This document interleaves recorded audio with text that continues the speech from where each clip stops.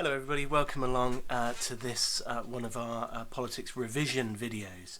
And in this we're going to be looking at key terminology that affects the UK politics paper. So we're going to look at, of course, the components UK politics, UK government, the American, US comparative stuff, and also the ideologies. But here I'm looking particularly at UK politics. So the first term I want to look at with you is this idea of direct democracy. And really, when we talk about direct democracy, we're talking about the will of the people being represented directly through a plebiscite, through a referendum, as they tend to be called these days, much like the 2016 referendum on the UK's continued membership of the EU, in which Leave won, and so we got the 2021 European Union Withdrawal Act. And Brexit, as it's commonly called, or the 2011 referendum under the coalition, Tories and Lib Dem, on AV, which links quite nicely with alternate vote, with your voting systems work as well. Or there are other examples as well, aren't there? The Scottish referendum, UK Scottish referendum of 2014 being a case in point, which is very topical at the moment, with the Scottish nationalists hoping for another referendum pretty soon on continued Scottish membership of the UK. That's something which is thwarted at every turn by Conservative cabinet ministers who say the answer's been settled for a generation. But really, 2014, a very different world then, pre the Brexit referendum. So referendums can have a major impact on policy. Now, as distinct from direct democracy, we can also talk about representative democracy. And this is where we elect somebody. In the Devizes constituency here, we elect Danny Kruger, the Conservative backbencher, to represent our views and to make decisions on our behalf. So my voice isn't directly heard, but it's heard through, if I voted Conservative, under first past the post, the Conservative MP won, in Parliament. So he will make decisions, he will vote on every piece of legislation that's put forward, every confidence motion, etc., to try to either use his own judgment or to reflect the will of his constituents. And again, it's debatable what the role of the MP is and how he sees that. So it's a much more detached form of democracy than a referendum or a direct form of democracy. Of course, there are problems with direct democracy. The tyranny of the majority, for example, which is a concept, if you haven't talked about in class, it's worth talking about with your teacher as well. The tyranny of the majority. So both forms of democracy give a sense of our third key word, legitimacy. Legitimacy is the legal right to make decisions and to take action. I am the Prime Minister, therefore, or I am the government, therefore I have a legal right to make decisions. I am legit, I am legitimate in that way. And another word associated with that is our fourth word, mandate. So this idea that I am the Prime Minister, I therefore have the mandate, because I have, let's say, think about Boris Johnson, one of the recent prime ministers in history. I have the mandate, because I have an 80-odd seat majority, to govern with my policies that were listed in my manifesto. Yeah, those list of policies that a government or a future government promise to deliver. So my gosh, we've already got 4 or 5 sort of key words there, haven't we, as well. Another one, the franchise. Well, the franchise is simply the right to vote. So these days, with a few exceptions, including members of the House of Lords, the Queen and lunatics, all adults, male and female, over the age of 18 in the United Kingdom have the right to vote. They have the franchise, okay? Which is closely associated with the word suffrage, and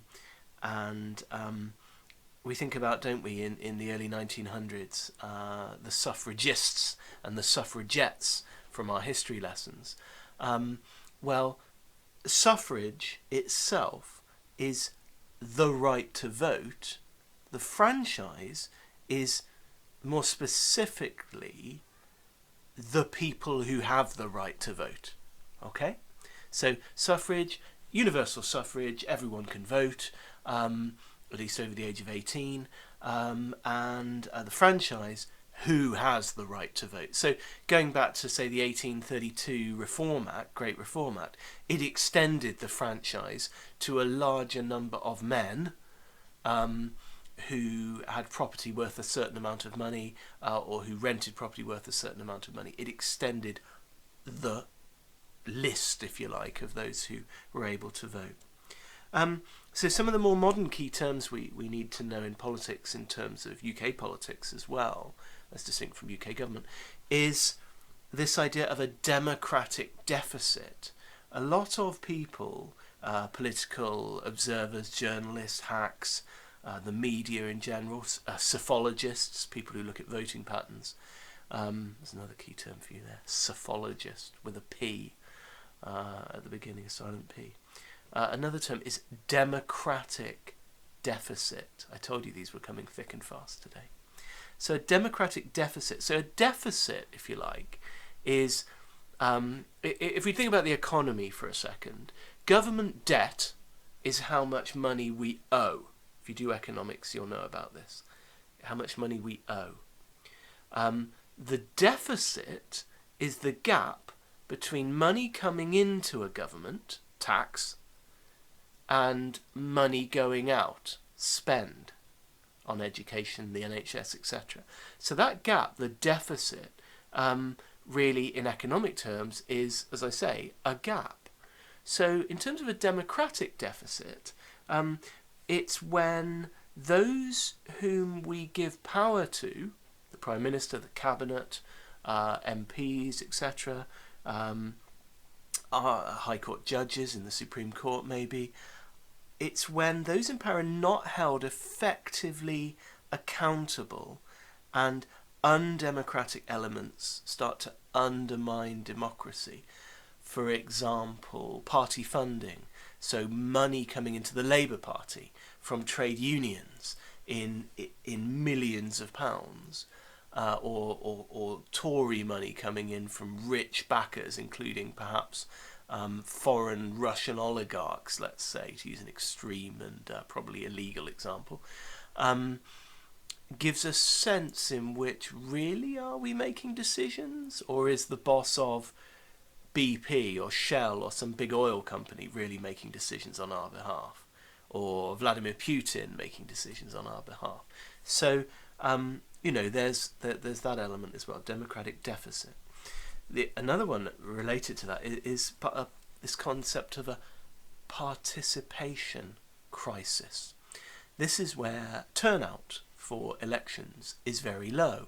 One might conclude, because the voting system is first past the post, yes, it might deliver strong government, but for me, living in a constituency that has been conservative since the late 1700s, there is no point in voting, despite a huge interest in politics, because it will always be the Conservative candidate that wins.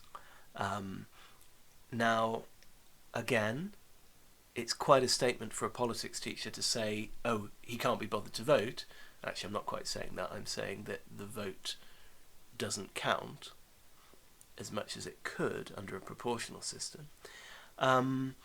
But the point I'm trying to make about that is that that there are certain triggers, like living in a safe seat, which lead to certain members of the public perhaps not engaging in politics and not voting in the way they should. Of course, there is compulsory voting in some countries, like Australia, but again, then do people really engage with politics, or is it simply a duty that they go along and vote for perhaps a name or a party that seems familiar but that they don't fully understand? So participation crisis is this idea that participation levels in politics are falling, and that undermines that other word we heard a minute ago, legitimacy. in British politics as a result. A few more for you.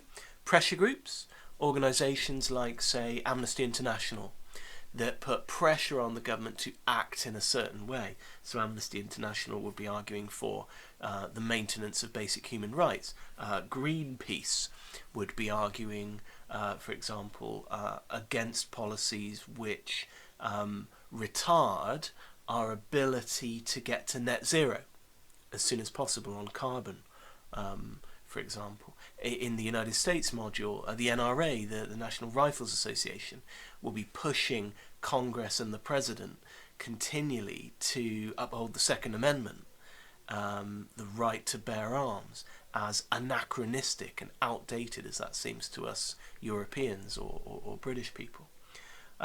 Sectional groups are groups that lobby for a particular section of society, women's rights. Stonewall for gay rights, gay and lesbian rights, for example, certain transgender groups, etc., disabled groups, trying to raise the profile of their particular, the area of society, the particular area of society that they represent. There are also causal groups, a little like Greenpeace, groups that campaign for a particular cause. Or you could argue even someone like the Brexit Party or UKIP, a single issue party agitating and pushing the then Conservative government in the direction of reviewing, or as it worked out, holding a referendum on British membership of the EU. Okay, a few more. UK politics. Civil rights. We hear a lot about this in American politics and history, don't we? We think of Malcolm X and Dr. Martin Luther King Jr. and groups like that. Civil rights are essentially the freedom to do something. If you think back to an example of something you've all lived through as young people, the COVID pandemic, some of our civil rights were curtailed. Many were curtailed. The right to go out whatever time I want for a walk or to exercise was, at the height of the COVID pandemic, curtailed. Boris Johnson, think about Boris Johnson in 2022 and 21 and the Partygate scandal. Johnson was found guilty by the Metropolitan Police of breaking the law for attending various parties, having a drink and a slice of cake. Now, that wasn't illegal in 2018, and it's not illegal in 2023, but it was illegal at that point. His civil liberties were curtailed. He'd made the law to curtail his own civil liberties, and in the end that led to the downfall of his premiership as Prime Minister, didn't it, in July of 2022, where in the end it all caught up with Johnson, didn't it, over the Chris Pincher affair, the rogue MP who was accused of sexual misconduct, on top of Johnson's own lying and Partygate and all of that. So civil rights. Civil liberties are, liberty means freedom, are freedoms from the government. So the freedom, for example, from arbitrary arrest. You can't simply arrest people in Britain without accusing them of something. Well, you have 24 hours to accuse them of something. Unless they're suspected of terrorist offences, in which case it's 72 hours. Under Tony Blair, in the early noughties, the early part of this millennium, this century, Blair wanted to extend that to 90-day detention without trial for terrorist suspects, and that was seen at the time as a gross infringement of civil liberties. But his argument would be, well, I'm trying to protect the country. Civic responsibility. So rights, that's part of the deal, but responsibilities are things that you, as a citizen, as a British citizen, need to uphold. So, for example, duties a citizen is expected to perform. I might get a letter through the post. I did about 15 years ago in my early 20s to serve as a juror. We talk about jury duty. Another key term, the judiciary. We're talking about judges in the UK, but in political terms we mean the Supreme Court. The UK Supreme Court, established back in 2009, nowhere near as long lived as the US Supreme Court, which we can talk about perhaps on the US module. But it's these senior judges who interpret the law and make decisions that can override the government, such as the Gina Miller case over Brexit in 2017-2018, where Gina Miller was arguing that that the executive, i.e. the Prime Minister and the Cabinet, did not have the right to trigger Article 50, resulting in us leaving the EU. It had to be Parliament, okay, not the executive, the legislature, that had to make that decision. Once they did, of course, we then moved forward into Brexit. Okay, another key term for you. Getting through most of them now. Pretty straightforward, this one. Political parties. A lot of people, especially A Level Politics students, new to this, make the mistake of thinking that a party, the Conservative Party, the Labour Party, the Lib Dems, the Green Party, the Scott Nats, the Welsh Nationalists, Plaid Cymru, the DUP, Alliance, Sinn Féin in Northern Ireland, these are groups that all believe the same thing. They're not. They are developed, I suppose, with my kind of history teacher hat on, from factions that existed around the monarch in medieval and early modern England. They are fluid, and they are groups that generally believe in the same things. Having said that, look at the Labour Party today. There's a very big difference, isn't there, between Jeremy Corbyn and momentum on the hard left of that party and somebody like Keir Starmer, who's much more mainstream Labour, or indeed old Labour figures, former Labour figures like Peter Mandelson, Tony Blair, Gordon Brown, who many left-wing Labour activists would see as kind of traitors to the cause, blue Labour, or red Tories, as they used to call them when I was growing up in the early 2000s and very late 90s. So there's a spectrum there, isn't there? Ditto the Conservative Party. You know, somebody like Theresa May, her deputy Damien Green, in 2016, 2017, 2018, trying to get what was dubbed a soft Brexit through, versus someone like Jacob Rees-Mogg or Nadine Dorries on the hard right of the party, Steve Baker, people like those guys in the ERG, the European Research Group, David Davis, Ian Duncan Smith, who are much more right-wing conservatives. Contrast that with someone like Boris Johnson. Well, he would say he's a one nation conservative. What was he really? Pretty liberal conservative, let's be honest. But of course he never got really to do any of those things he promised to do, because his whole levelling up agenda was hijacked by the 4 year COVID pandemic, pretty much as soon as he was elected in December 2019. So yeah, we have a party system, don't we? Short money? Short money, remember, are state funds given to opposition parties in the House of Commons, particularly to the Labour Party at the moment, to give them enough money to really hold the government to account. Her Majesty's official opposition, the Labour Party and Keir Starmer, Angela Rayner, are there, and they serve a very important function to hold the government of the day to account and to criticise. And anybody who watches Prime Minister's Questions at noon on a Wednesday will see a very dramatic example of that happening, but much of it happens through select committees, these smaller groups of cross-party committees that look at particular issues, on particular specific issues in Parliament, where much of the work in the early week, each week of Parliament, is done when MPs aren't back in their constituencies on a Friday. there's something equivalent to this Cranbourne money, which is state fund for opposition parties in the Lords as well. Remember our bicameral legislature, i.e. the two chambers, but that's more on the government side.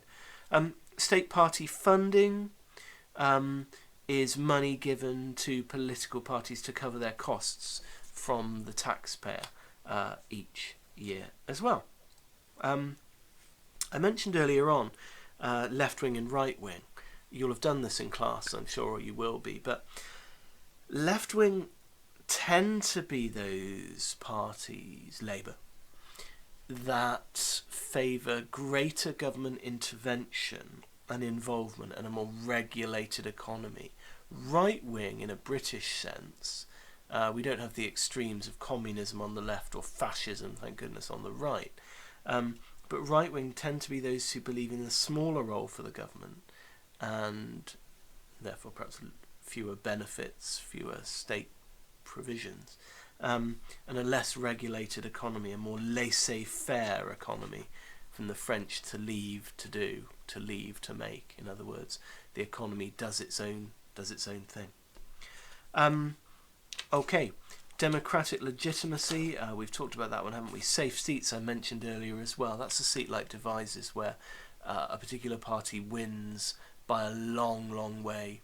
If you can really turn that around, then you can be an election-winning machine, a bit like Boris Johnson 2019 with the red wall, those traditional Labour seats that have been Labour for decades turning Conservative in the north. The Lib Dems do a similar thing in the southwest of England here, where they can really turn, these seats aren't going to ever go Labour, I would imagine, but they can turn Lib Dem away from the Tories.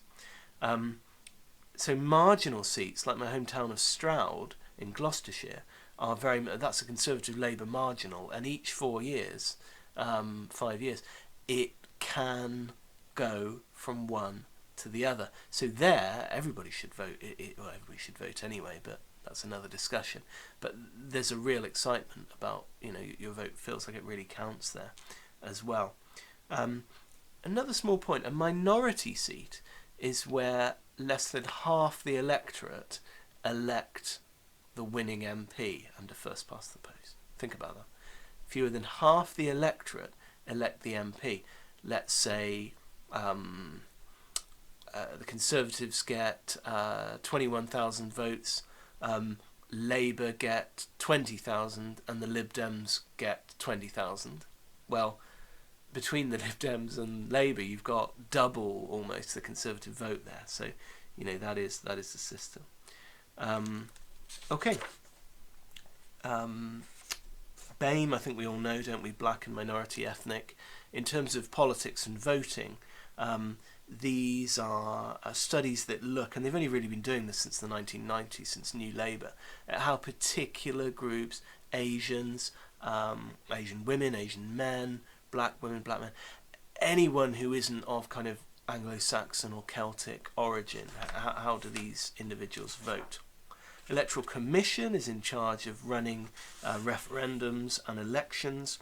Tactical voting is the idea of using a vote to block a particular party because your preferred party is unlikely to win a seat.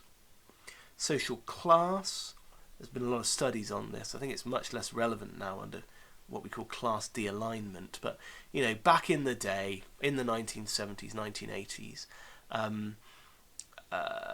if you were relatively poor, northern, you voted Labour. If you were posh, rich, and from the south, you voted Tory. Simple. Nowhere near that simple now, particularly after Blair in 97, who really changed the record on all of that. Valence voting is where you vote based on the performance of the government in power.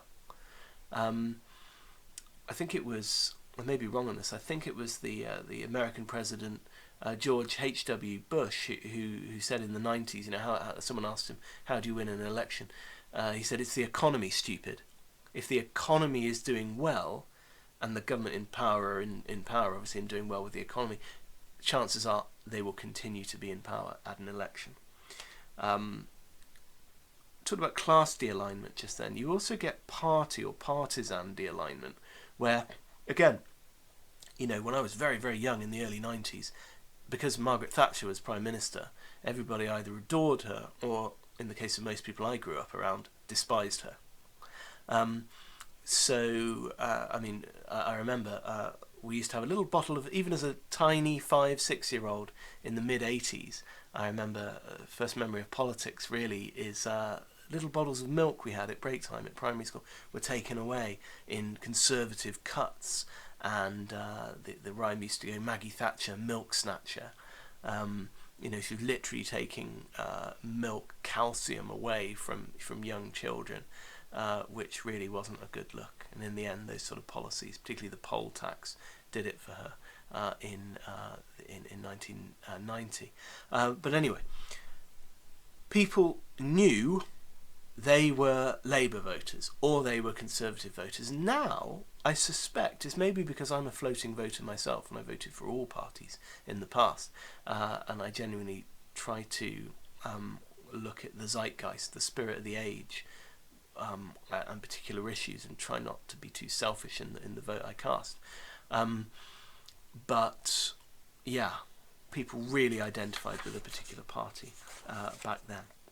Okay, last few points here. Opinion polls. We know this is a sample of people. They ask them how they're going to vote, and you know, they then extrapolate those data. Somebody like Sir John Curtis at the University of Strathclyde, the ultimate psephologist. Check him out, Sir John Curtis, absolute legend. He's always on those election night programmes as the kind of expert. You know, they extrapolate those data to give a sense of how, if applied to the whole country, people would vote. And I think, my friends, that is it. Therefore, hopefully useful, a bunch of keywords on the UK politics side of the course for revision. Good luck.